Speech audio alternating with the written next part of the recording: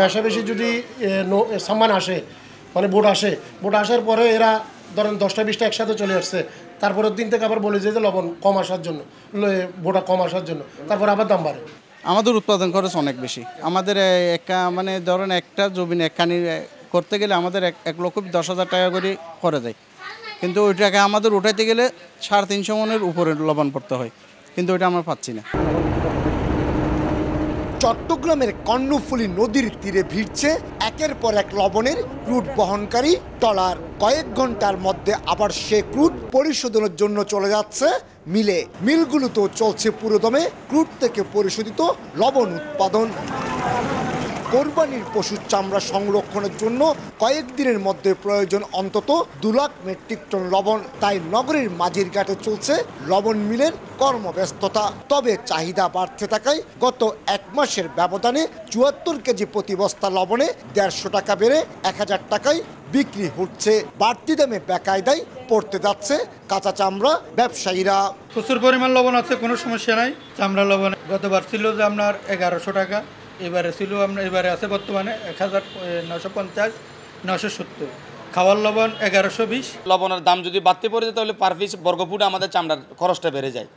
তো এই বেড়ে যাওয়ার কারণে আমরা আপনার ব্যবসায়ীরা ক্ষতিগ্রস্ত হই। বিসিকের তথ্য অনুযায়ী অনুকূল রৌদ্রোজ্জ্বল আবহাওয়ার কারণে গত 62 বছরের লবণ উৎপাদনের রেকর্ড ভেঙে এবার 10 মাসে উৎপাদন হয়েছে 22,35,000 মেট্রিক টন। কক্সবাজার জেলার মহেশখালী, কুতুবদিয়া, চকরিয়া, উকিয়া এবং টেকনাফের অন্তত 68,357 একর জমিতে লবণ উৎপাদন হয়েছে। তবে মাঠ পর্যায়ে উৎপাদন খরচ বেড়ে যাওয়ার পাশাপাশি ক্রুড বহনকারী বোটের বাড়তি ভাড়া পোষাতে লবণের দাম কিছুটা বাড়তি বলে জানান ব্যবসায়ীরা। মাঠে পলিথিনের দাম বেশি। লবণ উৎপাদনের জন্য যে জমিগুলো ছিল ওগুলো আগে নিত 20,000 টাকা, বর্তমানে ওই জমি নিতেছে ওরা 60,000 টাকা, 70,000 টাকা জমিদারেরা নিয়ে নেয় ওদের থেকে। মিল মালিকদের অভিযোগ, মাঠ পর্যায়ে যথেষ্ট পরিমাণে ক্রুড থাকা সত্ত্বেও কৃত্রিম সংকট দেখিয়ে ক্রুডের দাম বাড়ানো হচ্ছে।